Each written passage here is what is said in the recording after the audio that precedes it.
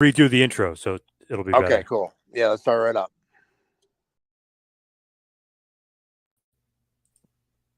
Hello and welcome to the two-man Power Trip of Wrestling. I'm your host, JP John Poz. With me today, very special returning guest. He's, of course, a promoter you would know from ISPW or the 80's Wrestling Con or the 90's Wrestling Con. He is, of course, Mr. Tommy Fierro. Tommy, how you doing today, sir? My man, how are you, sir? How you doing today? Doing very good. Of course, I got to mention the Wrestling Collector store as well, but I feel like you're busier than ever right now. What's going on in your world? Oh, thanks, man. And it was nice to see you at the store last week, and that's when we brainstormed about doing another episode. Me and John were talking about how hot the business is right now, and especially WWE. And I remember last year when I was on the podcast, we were talking about breaking down WWE's business, and they were, business was picking up and starting to get hot. And then I thought it'd be a great way to talk about what's going on now. And usually I jump on with you once a year and BS anyway. So I'm excited to talk about some wrestling with you today, my friend. Yeah, definitely. I feel like WWE is so hot, and that almost kind of might tie into ISPW a little bit because I've been seeing your crowds in the last few weeks, man. Those crowds have been enormous. You have been having some great crowds coming to your shows. Thank you, man. Yeah, last couple of weeks we've been doing a lot of town events in New Jersey. So if the town is, having a special kind of festival or town day or national night out or a special event, stuff like that, we've been partnering up with a lot of schools, not schools, towns to be a part of their day. And then also, as far as schools goes, we do a lot of nonprofits for schools and fire departments, nonprofits. We pretty much that's the uh, primarily the 100% amount of resources ISW uses for our events. We don't, we're not really the type of organization that just goes and rents a Elks Lodge and runs a show. We usually get an organization involved in our event, or like I said, a town event. And I might have mentioned this last year when we talked on the podcast or in the past. But wrestling is it is red hot right now. It's definitely hotter than it has been in a really long time. I know that for certain because I own, like you said, the Wrestling Collector, a pro wrestling store. And this past summer, business was almost double than last summer. So that right there, I know, tells me that there's been a change in the industry for it to pick up that much, and it has. You see, WWE's ratings are great again. Their live attendance records and merchandise, they're breaking all their own records. It seems like every single time they return to a market, they're announcing that they beat those records from the previous times they've gone there. So it's definitely hot again, the business, man, and it's exciting to be able to say that, and even more exciting to talk about it. It is crazy to think like when we were younger, obviously the Attitude Era, even more so the Hogan era, was so damn hot. We thought we'd never see that again. Are you surprised that the business is hot again? Because it's almost like, wow, we thought we'd never see that kind of business again. And I think that if you look in the history of wrestling, if it went from Hulk Hogan to to Bret and Shawn to Stone Cold Steve Austin to John Cena, there's always it always rises again, right? And it hasn't for a while. You're right, and there was so many stagnant years where it just like you never thought it was gonna be cool again or hip again or popular again, and sure enough, man, it's back. And then with WWE going to Netflix in January, I'm sure there's gonna be a lot more eyes on the product. So it's exciting time. And then they announced last week that they're going to be bringing back Saturday night's main event to NBC, which, dude, I am super pumped for. I hope that they do the opening with that same song and the quick vignettes, the quick 15-second vignettes. I'm talking about their match later that show. Like, I hope that they steal everything about the old school Saturday night's main event and bring it back, because what they did back then, man, they so easily, not just Saturday night's main event, anything, you can repackage that and remarket that and recreate that, and people will eat it up 100%. Man, that song was awesome. Do, do, do, do. I can't do it great, but I mean, I Do love that. do do Yeah, do do, do. I can do it as good as you can do it. do, Do do do, yeah. do do do. Oh yeah. December 14th, Nassau in Long Island. So even a nice old school spot for us Northeast fans there. So that's going to be awesome. Saturday night's main event in Long Island. Yeah, man. So yeah, it's a great time to follow the industry right now, and WWE's and I have my own podcast, by the way, 80's Wrestling, the podcast, and I feel bad that I talk probably 95% about WWF/WWE stuff, but that's just what I grew up on as a kid. Like even today, I I know there's a market for AW. I know there's a lot of AW fans out there. Nothing against them. I just can't get into it. I went to my friend's house, probably I don't know, over the beginning of the summer, and there was an AW pay per view on, and I wanted, I more read about what they have going on than watching it. I don't really watch it, but I watched this pay per view trying to see if I can get into it, and figure what better event than to watch a pay per view to get into it. And I just I couldn't get into it. And I know that there's a market for it. I know that, that pure wrestling stuff, there's a fan base for it. The Japanese guys they bring in, no disrespect. I don't care about that stuff. I want to be entertained by storylines, driven storylines. Like look at the Bloodline, man. They're still going strong. Like I wanna I wanna be able to, when the show goes off the air back in the Attitude Era, when Stone Cold would at the end of the show stun McMahon, and then you'd have to wait till next Monday to find out what's going to happen next. And they had you literally, sitting on the edge of your chair or your couch, biting your fingernails, waiting for a week to pass so you could see what is going to happen next. That can't miss TV. And to me, just AEW, it doesn't connect to me like that.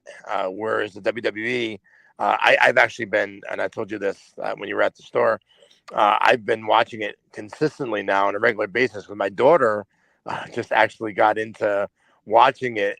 And I took her to her first WWE show back in July at Madison Square Garden for SmackDown, and she loved it. And she's not really into the wrestling aspect of it, but she's into the characters, the entrance. She's big into the entrances of the songs, and then like the storyline, the driven storyline. So like she's totally sold on the whole Liv Morgan, Rhea Ripley, Dominic Mysterio angle, and with Solo having the being the fake tribal chief and Roman coming back. She's driven by the storylines. So like me watching it with her now, like I'm paying more attention, and I'm like looking at her to react when she's supposed to react, and she's reacting the way that they want her to react. So they're definitely producing really good television right now. So I'm enjoying watching the WWE product very much so. Hey, the kids are into it. That's a really good sign, I think, that the kids are kind of getting back into it. I feel like for a while, maybe kind of lost that aspect of any kids being interested in WWE.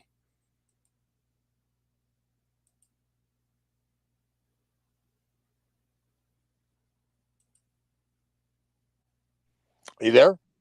Yep. Did you hear me? I said having the Oh, kids back involved is crazy because there was a period of time there oh where there yeah, was no kids were into WWE for a while. It was like uncool. sure. Yeah, and sorry, I you cut out me. I told you off the air also. For some reason, Wi-Fi doesn't work in my town or the town I work in. So I don't know why. It must be a rib on me. So I thought I lost you. Sorry about that. But yeah, it's awesome to be able to go to the stores, right? And like now you're starting to see more WWE stuff in the stores. Um, you go. I picked up my daughter yesterday from school. I saw a couple kids wearing Cody shirts. So it's cool. It's like it's becoming popular again, So like I said, with them going to Netflix, and then they're going to return with the NBC special, and their attendances and their merchandise sales are crushing it. And then there's so many other things going on, and other wrestling projects, and not just AEW, a lot of stuff's, TNA is doing good, and a lot of other independents or GCWs killing it. So it's a great time to be following the business.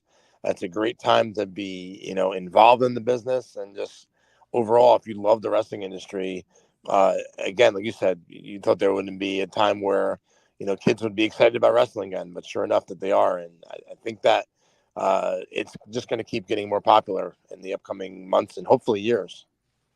So what do you think is connecting everybody to wrestling right now? Like, what is making it so hot? The storylines are good, but it's got to be star driven, right? So you think guys like Cody and Roman Reigns, you think that those guys, kind of the next evolution of The Rock or a Steve Austin, is that what's connecting so much? Because I feel like it's such a talent driven business.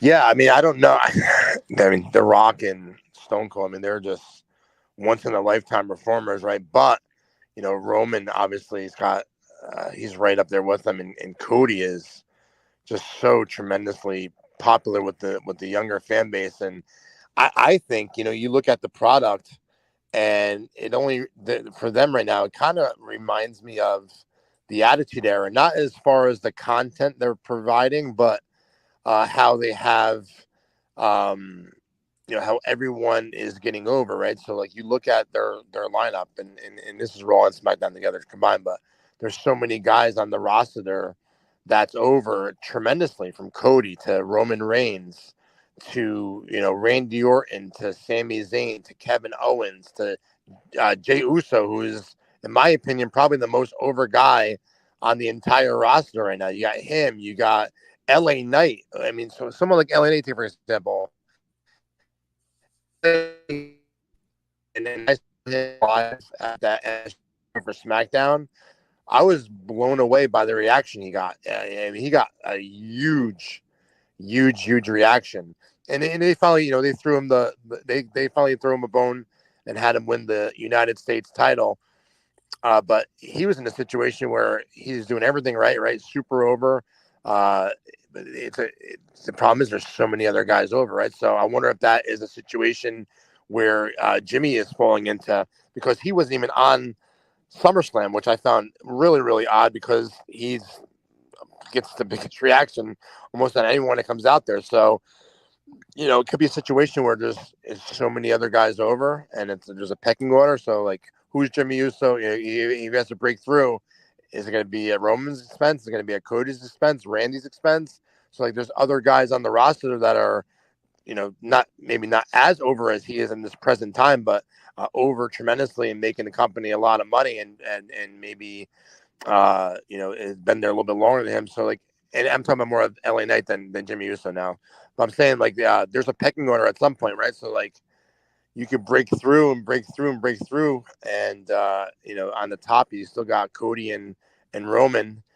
But this is a good problem to have, right? It's a good problem that WWE has so many over talents right now. Look at Rhea Ripley, super over.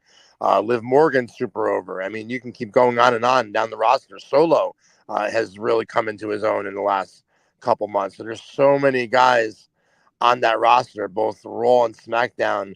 Like even someone like Chad Gable. Chad Gable right now, he's got unbelievable heat.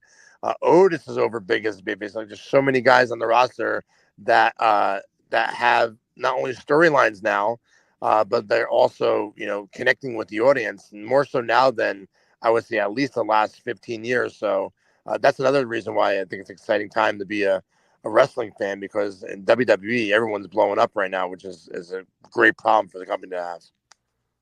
It does seem like Triple H is doing a great job as far as just booking everybody to be important, but getting them over, which is the real hard part. Like Gunther is now, a huge, maybe the top heel. Drew McIntyre is bigger than he's ever been. It just feels like Triple H is doing a really good job as far as putting it all together and making each guy seem important.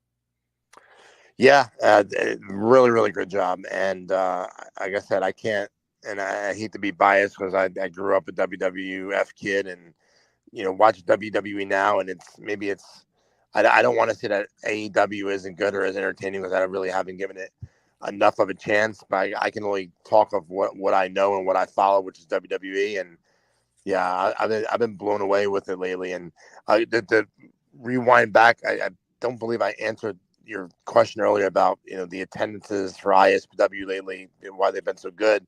Yeah, I think because the business is definitely getting hotter, but also, and nowadays, you can watch wrestling on TV for free 7 days a week, pretty much, right? Mondays Raw, Tuesdays NXT, Wednesdays AEW, Thursdays Impact, Fridays Raw and AEW, Saturdays AEW. Sometimes there's live events, sometimes there's stuff on Sunday. So like every single day, you can sit home and watch the big stars for free, right? Cody Rhodes, Roman, all these guys we just mentioned. So to get people to leave their house on a Friday night after working all week long and pack their family up a venue to watch guys disrespect anyone or make home for free and order a pizza and only cost them $20. Which option sounds more appealing? So I try to, like I said, partner with these nonprofit organizations, and then also incorporate my events into town events where there's going to be people there to begin with. And as far as the fundraiser aspect goes, again, you can sit at home and watch wrestling for free on TV every night. It's a hard sell, especially in New Jersey, where there's freaking 100 different independent wrestling companies. So, someone that might not even be a wrestling fan or is, casual at best, here's that, little Jenny's cheerleading team is hosting an event to raise money for them to get new uniforms. Now it's let's go out and support Jenny's cheerleading team. And then when they get there, they're hopefully hooked on ISPW. And then, hopefully next time we're in the area, they come back on their own and watch the show. So I think that's important to, at least for my business, the way I do it is to partner up with, these nonprofits. So, you give these local people in the community a reason to come out on a Friday night after they worked all week long and could stay home and watch it for free, but they're going to come out and get in their car and spend a couple $100. So you got to make it meaningful and give them a reason to. So I think that, doing these fundraisers in these local communities and raising money for these different organizations definitely helps get the people in. And as far as the town events go, same thing. If you're going to have thousands of people on an event already, and they do, many of these towns, they do hire live entertainment, and now we're a form of that live entertainment.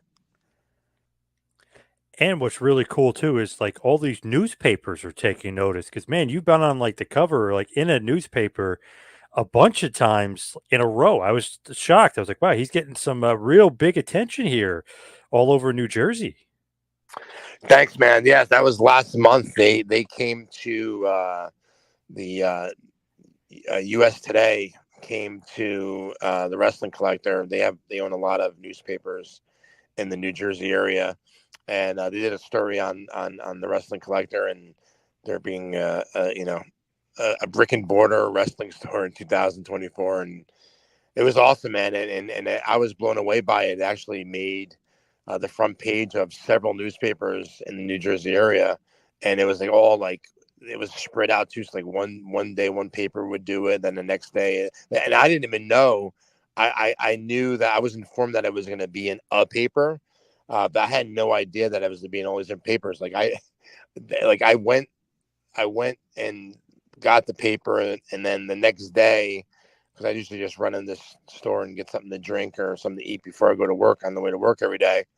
So I the next day I popped in there and I'm waiting for something to get made, and then I look over and I just see I see myself on the front page of the paper again. I didn't even know I would never know I was gonna be in that one, and then it happened again. And then a couple of days later, a friend of mine sends me a picture of another paper. So it wound up being like 5 or 6 papers. And trust me, I'm very, very, very humbled and very, very, very grateful for any opportunities I get to be able to let more people know about the store. It's a little hidden gem. You've been there many times. It's on Route 23 in the beginning of Sussex County.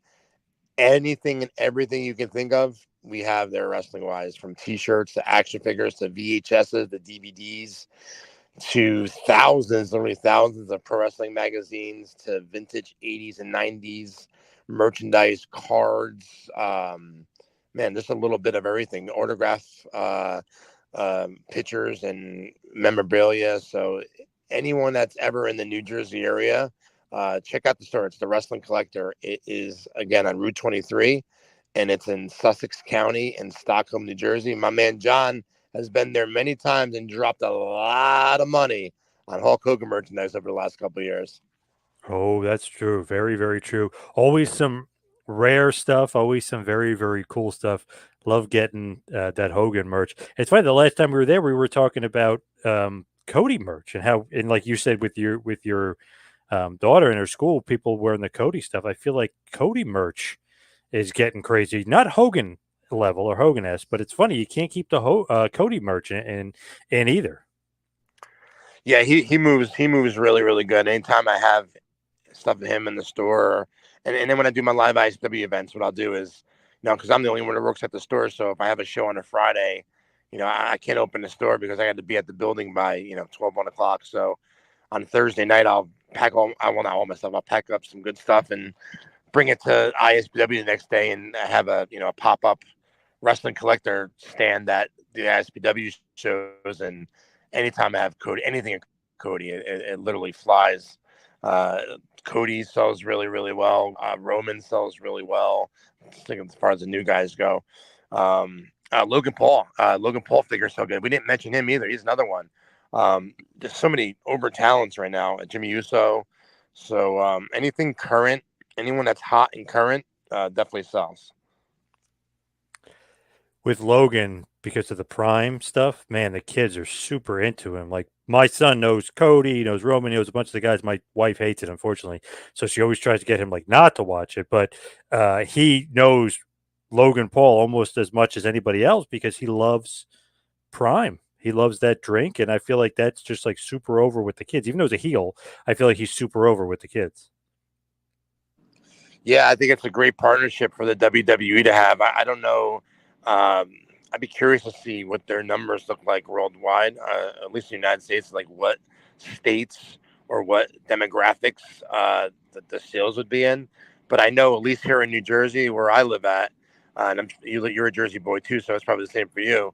With these kids, I feel like it's dipped out a little bit over the last couple months, but it's still super popular, and especially with the younger kids. So I think for that instant alone, I think it's a great idea to have a partnership between the WWE and Prime. And now you see Prime, their logo bottle is on their mat, and it's great awareness for both WWE and Prime. One, because like you said, Prime is super over with the kids. So now kids that may not have followed the WWE now know that the guy that makes Prime, he's young and hip, and he's a wrestler in WWE. Let's watch him, or let's check him out. Or someone that is a WWE fan that never had Prime now knows that Logan Paul owns Prime. I guarantee they're going to go out and they're going to buy that Prime. So in my mind, in my opinion anyway, I think it's a great partnership for both brands. I think that both brands will help make each brand bigger. So I think it's a good thing. And then I'm trying to think of what else. Just something else. Another thing they have that I believe is a great cross promotion. What was it? It was another train of thought, but a while ago when they had who was the famous singer Jalen recently? Brunson. Oh, the Jelly Roll. No. Before him, the real Spanish popular Oh, singer. Bad Bunny. Bad Bunny. I'm sorry, I had a brain fart. When they first had Bad Bunny appear, I believe it was on Raw the first time, and I'm embarrassed to say the first time he was on there, I never ever heard of him before. And I said to myself, why the hell is this guy on there, right? So then I went on Instagram, I typed his name in, and so he had millions and millions of followers, and I said, yep, that's why he's there. And just want to say that because, like, you just said Jelly Roll, and like WWE lately, they know what's, and maybe because Vince ain't there no more, but they know what's hip, and they know what's in, and they've been doing a much better job lately partnering and connecting with what's hot and what's in. Does that make sense? 100%. Really, really. Because if you think about it, not only was Bad Bunny there, he actually was wrestling more than once. Like they had him actually wrestling, and he was actually pretty damn good, and the crowd was nuts. So I feel like not only do they get these guys to come in and hit a home run, they actually get them to actually be physically involved in storylines and matches and stuff. It's really like, man, they're going above and beyond. Even like Pat McAfee to a certain extent, he was wrestling, and obviously he's a huge star. So, man, it's crazy that they're able to not only get these guys, but they can get them and get them to wrestle and be a part of the show. Yeah, I mean, and I'm sure that Bad Bunny grew up a wrestling fan. I believe I heard that. Yeah. And, Yep. and that's listen, that's just gonna happen sometimes. Right? You're gonna get lucky, and well, WWE's gonna get lucky, and they're gonna get these freaking people that are so over that it's like, listen, it helped Jelly Roll, it helped WWE a lot more having Jelly Roll at SummerSlam than it helped Jelly Roll being at SummerSlam because Jelly Roll's super over right now, right? Same thing with Bad Bunny, right? But let me tell you something. So say tomorrow, John, right? You decided that you're going to become a singer, right? And then you become the hottest singer in the world. I mean, to the point where you have 100 million followers. You're the John Poz, the hottest performer in the world, right? WWE calls you and says, "Hey, we want you to perform at WrestleMania." What are you going to say? Yeah. Hell yeah. Let's do it.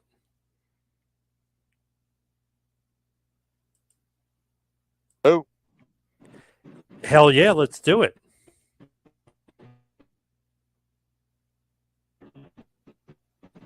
yeah.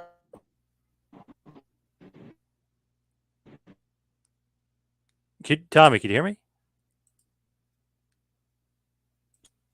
Uh,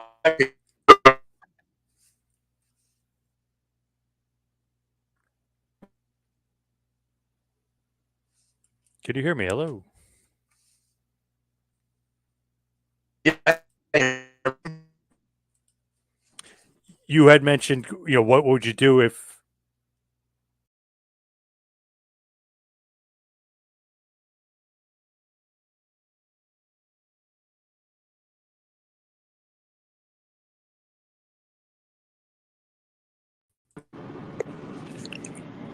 you had mentioned, what would you do if they offered you that? I said, hell yeah, I'm doing it if WWE is offering. Here's the thing. So say that that was the case, right? So like, how over would it be if Taylor Swift, performed at a WrestleMania, right? It'd be gigantic. It would be the hugest thing for WWE. It probably ain't gonna happen, but like, if you were on the level of Taylor Swift and they asked you, you would do it in a heartbeat, right? So it's what I'm trying to say is that sometimes, just by pure luck of the draw, you get lucky where these celebrities get super over, but they grew up wrestling fans and WWE fans, and they're willing to do something. So they're gonna get lucky like that sometimes. It's awesome to kind of see that and see how much wrestling is kind of, part of pop culture again. I would almost dare to say it's mainstream again. Would you agree? I would, I would agree, and I think that situations like this where you have, Bad Bunny, you have, Jelly Roll, you have these outside. I was always a huge, huge, huge, huge fan of the early WrestleManias where WWE would bring in all these different celebrities and have them be a part of WrestleMania. Like I really feel like that formula really helped catapult WWF into pop culture to begin with. Obviously, the MTV thing with Cyndi Lauper, I'm sorry, the MTV connection was a huge, huge deal for WWE, WWF at the time. But the fact that Cyndi Lauper was involved and the fact that Mr. T was involved and they were both pop culture themselves at the time and then being mixed into the mix for the first WrestleMania and then all the other celebrities that were at the WrestleMania and then the first couple WrestleManias, like it just makes it seem so much bigger and so much hipper and like more of a spectacle in my opinion. So I'm a big fan of when WWE has celebrity involvement in their product and they keep picking the right people, it's going to just go more mainstream, and that's what you want, right? So the more opportunities WWE can get into the entertainment news, whether it be newspapers or TV or radio or whatever, I think that they need to do that more often, man, because that's how you keep uh, making the brand bigger and bigger. So when you went to that SmackDown, I'm always amazed that when they go to MSG that they set up for a certain card like 13,000 usually is kind of the give or take because if that's what it did the time before. Then at the Christmas show that I went to, there were 16,000 people there. The Return of Punk, technically a sellout because that's all the tickets that they put on sale. The SmackDown you went to was crazy because they set out 13,000, sold that out, 16,000, sold it out, then it ended up being over 19,000. Man, we haven't seen that since like the days of Stone Cold Steve Austin or even like a Hogan. So I just was like amazed by that because MSG could kind of be a great barometer for popularity of WWE. Sure, and the exciting part is they're doing that everywhere right now, right? At that show, John, I actually, my daughter wanted to get something from the merchandise stand, and let me tell you, that line just to get merchandise was literally had to be, gosh, I would say a couple thousand feet long. I mean, it was long, man. It was really, really, really. I don't want to say a quarter of a mile, and sound like an asshole if it wasn't that long, but it was long, and some of these prices for this merchandise, like that, they had like the Cody, the belt, like not the championship belt, like the belt he wears, like the American Nightmare belt, like the weightlifting belt. They had them signed for like three something, and man, these people are going to be buying them. I can only imagine the amount of money they're making on merchandise right now with all these people, and then it's got to be through the roof, man. It's got to be. But yeah, it's impressive, and they had a regular setup too. It wasn't like the big Tron or anything like that. They had like the the walkout, the walkout entrance, the way MSG did it for past events there when they had pay-per-views or whatever. But yeah, they were packed in there, man, and it's been like that everywhere. And if you're following their financials right now, they're beating all their own records every time they go to a returning market. It's exciting. And then listen, I want to ask you a question. So now they mentioned that they're not going to be doing as many live events in the upcoming future. What is your thoughts on that? I don't know. I don't like that. I love that they do so many events. I know they're making so much money, and maybe the smaller ones aren't making as much profit. But man, those are my favorite things. The live events. I do like even if it's like a smaller venue like Trenton, which I know the last time I went was about a year ago when Cody Rhodes sold it out. I think it was about 8,000 people there, which is I think a great amount for a house show. But maybe that they think they should do more. But I don't really like that. Do you like that? I mean, I love that the more shows, the better to me. Yeah, and in my opinion, I don't think that I looked at when they announced it. I looked back at their previous year of touring, and it's nothing like it's super out of control. It seems like they're doing stuff on the weekends, But I know UFC does zero live events, so I'm wondering if they're gonna go back to they're gonna do it UFC style where there's not any live events. I think I think this month there's only two that were advertised for live events. Yeah, I don't know, man. Is it a mistake because they are so red hot right now and they can? I mean, I'm sure what they make in merchandise at these live events, even if you're only drawing, like you said, Trenton fits 8,000. I guarantee if they went to Trenton, they would sell it out 100%. And I am curious to know what their average head amount is. So, like for every person that walks in and buys a ticket, what's the average amount of money that wrestling fan is spending on that merchandise? Is it $20? Is it $30? You do the math on that, and then is it worth running this market? I would say yes. It's red hot. If they're selling out everywhere they're going, why not roll with it? There's got to be reasons that we don't know about. Uh, that listen, hey, UFC doesn't do live events, and we're super successful. Uh, Maybe that's what they want for WWE. I don't know. I think that they should be doing a lot more shows. you got to ride the wave while it's hot and make that money. But if they're making that much money in merchandise like they say they are, I don't know. I don't know. It ain't like their live attendances are all selling out everywhere they're going. So I don't know the game plan behind it. What would you think if you had to guess? I don't know. I guess they think every time they leave, it costs them money, and they want to be a certain amount of profitability from each show. And maybe the smaller shows don't reach that percentage, but I feel like you got to throw that out the window, especially when you're hot. The more, the merrier. You keep doing more shows, you're going to be making so much money. Then the merch, like you mentioned, those merch stands are crazy. I feel like every time somebody goes to a live show, they feel like they almost have to buy. I always had the feeling, I feel like I've got to buy something to, because I was here, or you want to buy something. And then obviously, the food and the concessions. Feel like the more the merrier for those shows. And I remember when I went to the MSG show, my God, it looked like it was ransacked. That's how crazy the merch stands looked. I excuse me, walked around, and man, it's like two merch stands looked like they were completely ransacked. They had nothing left. So I feel like you got to do more. The more the merrier. Yeah, I'm curious to see. Did you read anything else other than that initial report? Has there been any other news on that? 'Cause I know that just broke about a week ago or so. I haven't heard anything else other than what that one story said. Was there anything else that came out after that? For any reason why they're doing this, or just is it speculation at this point? Is it something that they're definitely doing? Well, I mean, I guess it's not speculation if they're only. I mean, they only do have two live events on their calendar for September, so they obviously drastically cut their live events for the month of September.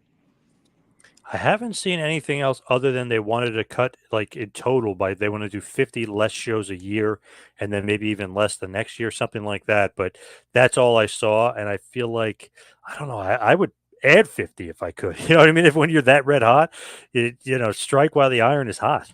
You know what? We don't have access to this information, so I'm curious to see how much money in merchandise is generated from online sales. So whether it be directly from their website, a link from when they post something on Facebook, Instagram, X, or TikTok or YouTube that directs you to their website. I'd be curious to see how much money is being generated in merchandise from the social media aspect of it, because if it's quadruple the amount of what a live attendance does. I mean, it probably is more than quadruple, but maybe they're saying, well, hey, listen, the money that we're putting into these live events, maybe we take just a teeny little fraction of that, put into advertising sales on Google and social media, and we'll blast out even more merchandise. Like, there's probably shit that they're thinking about, or stuff that they know about that we obviously don't. There's got to be a reason behind it. But there's so many different avenues of how they're making money right now.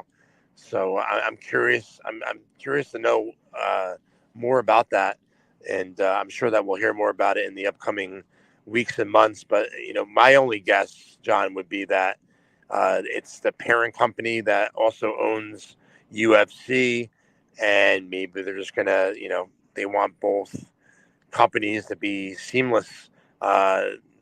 The way they both operate. So if that's the case, maybe they're just gonna make WWE's, their I don't want to say plan, but their formula the same as UFC's. Make them the same.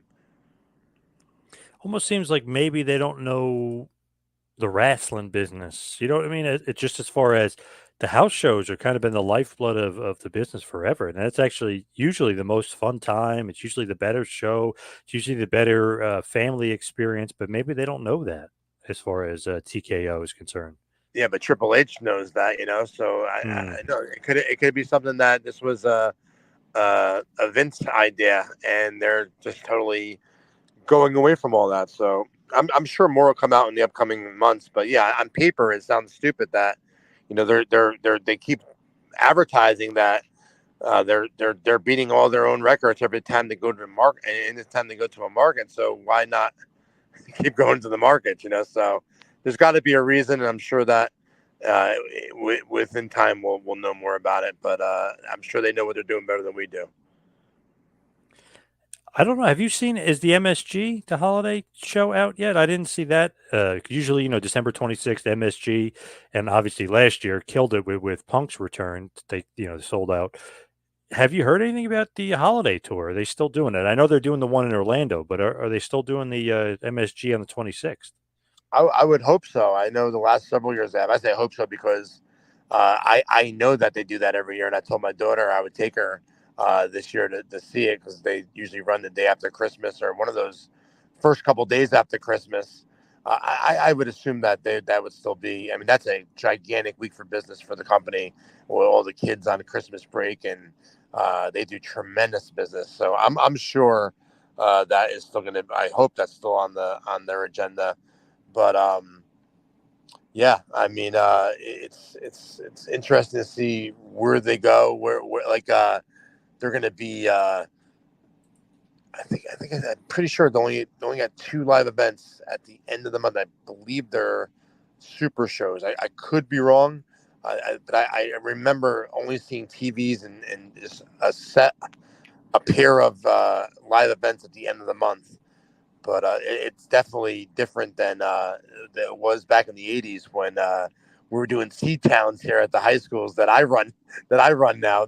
That was Hmm. pretty cool, man. I actually was it back in when was it? It was probably back in the spring. I ran a high school, and there was an old poster there that had Hulk Hogan and Andre the Giant were both on the same show at that high school where we were running at, and it's awesome to just know that that was their formula back then. They were just doing primarily this market, this New Jersey, New York, Pennsylvania market, and they would do tons of high school shows and colleges, and you would never see that today, right? Like, and I say to myself, I wonder why. Like, why couldn't they do?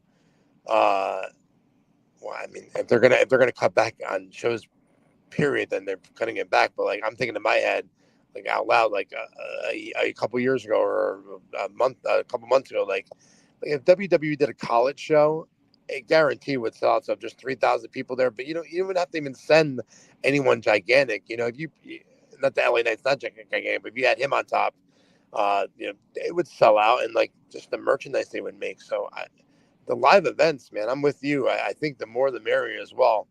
And there's just so many different ways to grab money at these live events.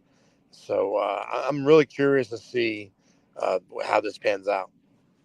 Wow, that's amazing that you ran a show and they had Hogan and Andre there. Wow, Jesus, that's awesome. What a show. Yeah, yeah. Back in the back in the I think it was like 80. I think it was like 83 or something that show was. But back in the day, if you look back on, I think if you Google like the history of WWF or something like that, one of those websites, they list all like the shows from like back in the day of WWF, and you can see they were running 2, 3 shows a day, and a lot of those shows were high school shows and college shows, and it just, I mean, now you get independents that do that, but like I'm surprised that like someone like an MLW or NWA or one of these groups to have a little TV exposure, or even TNA. Like why ain't they making that a part of their regular formula? There's a market there for it for sure. They even now WWE does this thing. It's like a photo pass thing where you can or priority pass, and you could take a ringside photo with a wrestler. You can use the entrance ramp. They really do it up for those shows too. So I feel like if you have those packages and you run more shows, I mean, you're guaranteed to make a ton of money because I always see people, because you get the premium ringside seating too. And then you get a hospitality with a wrestler. You usually get an autograph. You usually get a picture with them. I think you get like a lanyard. You get all this stuff. So I feel like, man, you got to do that more often. Just keep pounding the pavement with that because people are paying for it nonstop. Yeah, man, for sure. It's funny you say that. I went to earlier this year. You ever heard of the Harlem Wizards? Oh, yeah.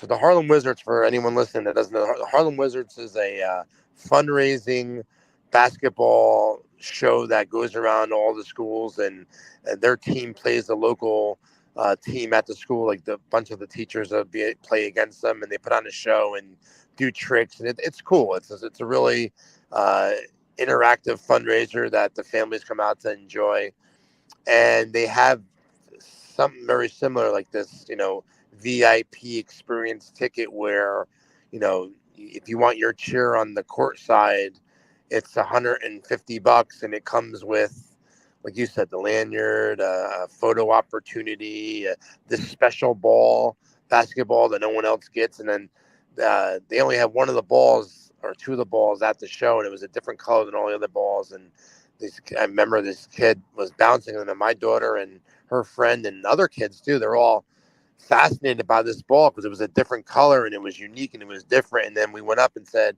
"Hey, where'd you get that ball?" And they pointed over there, and then you go over there, and then they wanted $65 for that ball. Well, guess what? If you're at an event like this, and this little kid is dribbling this pink and silver glittery ball that everyone's going crazy for, and your daughter wants one, and you find out where to get one, and it's $65, guess what? You're going to buy it if you want to. You don't want to disappoint your daughter. So what you're saying is so right. Like, you got them there. Like, if it's for $400 they can get a ticket and get an opportunity to stand in the WWE ring and take a picture, or stand at ringside by the ring and take a picture with a WWE superstar. I'm like, man, it's money in the bank, man. It's double dipping. It's you got them there. Make as much money as you can. So yeah, I'm really curious. I know we spent a lot of time on this topic today, but I think that it was a good topic to talk about. I'm curious to see what they do, man. Yeah, especially you as a promoter. I mean, not only ISPW, but you do a lot of conventions and cons, which they're kind of putting into the shows where you meet and greet the wrestlers, kind of making it a premium ticket to do that. But I feel like since you're in, that's your ballpark, literally. I mean, not only promoting shows, but also the meet and greets and the autographs and stuff, which they're trying to take advantage of. And listen, they can even be making more. I mean, there's so much more that they can do, but also there's only so much time in a day. But there's so many. Gosh, man, can you imagine if you brought the Undertaker to a live event, right? And for an hour before the show, $1,000, you get in the ring and take a picture with the Undertaker. $1,000 sounds incredibly expensive, right?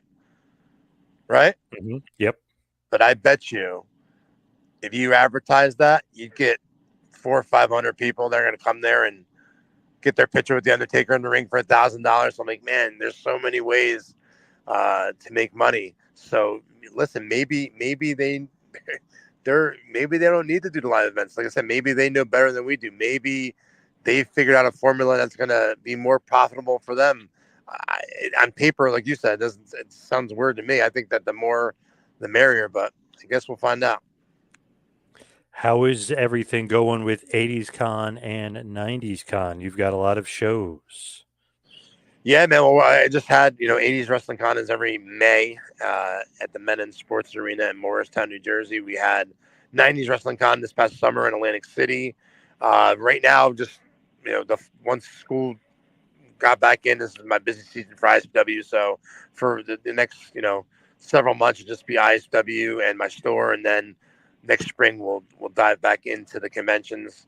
I'm working on some stuff right now, hopefully to have some announcements on that soon. Yeah, man, just, I'm just concentrating right now on building up my store and getting more people in the door. And it's been a lot better lately. And the popularity of the wrestling business, and more importantly, WWE, has a lot to do with that. And just trying to run as many events as possible. We just had 3 over the last 10 days, and we have another one this Friday, September 20th, at the Totowa PAL in Totowa.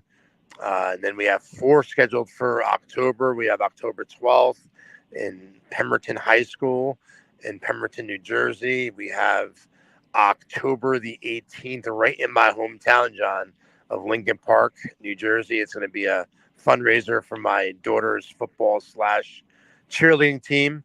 The following day, the 19th, we are all the way down in Northfield, New Jersey, South Jersey, And then on the 26th, we're all the way up in Sussex County in Hardyston.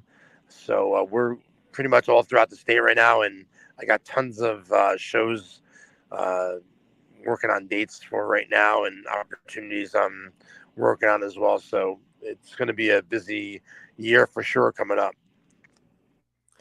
Now, as far as ISPW is concerned, I feel like those crowds are awesome. And obviously, like you said, you got so many shows coming up, the Pandemonium at the Ballot, there's Garfield. I just feel like a lot of room for growth, right? With ISPW, just because wrestling's so hot and Sure. people want to get to the shows. Sure, and not only a lot of growth as far as wrestling being popular and new fans coming out, but also with there being a popularity spike in wrestling. Other different groups and organizations, and more importantly, venues might want to have wrestling there because they see it's popular and they know it's popular. And you type in pro wrestling New Jersey, and either my promotion or my store, or both are going to definitely pop up on the list. So yeah, man, it's an exciting time when the business is hot.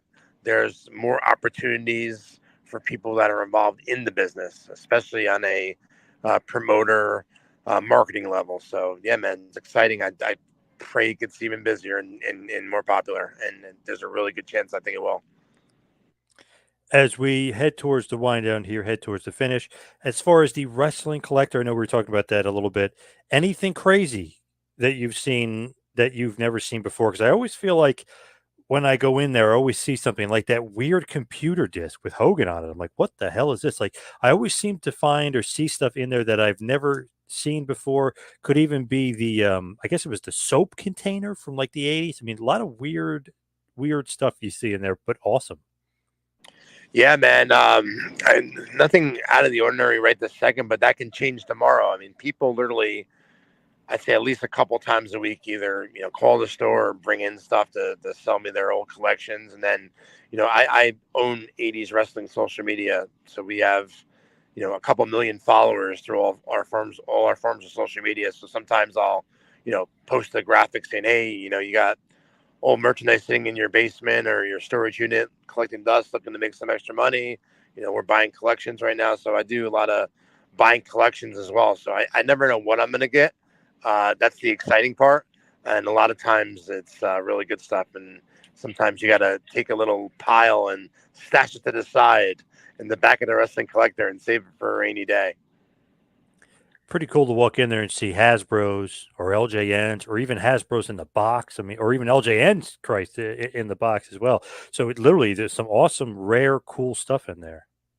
Thanks, man. Yeah, and again, anyone that lives in the New Jersey area, or if you're ever in the New Jersey areas, I literally have people from all over, not only the United States but the world, come to the Wrestling Collector. Over the summer, I had someone from Tokyo come. I've had several people from Canada come.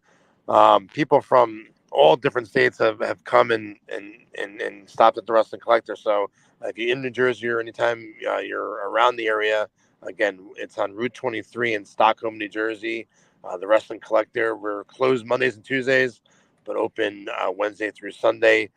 If you're following on social media, just check our social media because, again, a live events. So if I'm running a live event, the store won't be open, but we'll make note of that the night before and the day of. So, yeah, man, just keep busy with the store, wrestling shows, and just it's keeping me sane as always, right? Absolutely. Give us one last, the big push of where we can find you just everywhere, social media and even the store. Thanks, man. It's for the store. It's the Wrestling Collector. So if you're on Facebook, just type in the Wrestling Collector. If you're on Instagram, it's the Wrestling Collector LLC. And if it's on X, it is the WC Store.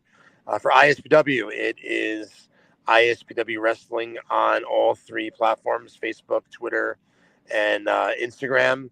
And 80s Wrestling Con, 90s Wrestling Con as well. So yeah, a lot in the pipe right now. Working on a lot of cool stuff, and hopefully next time we talk, the business will be even hotter, and we'll be swimming in the money, John. Yes, I love it. Tommy, thank you so much for all the time today. Really appreciate it. Thanks, man. Always a pleasure to talk to you. And next time you're at the store, pizza's on you. All right. Yes.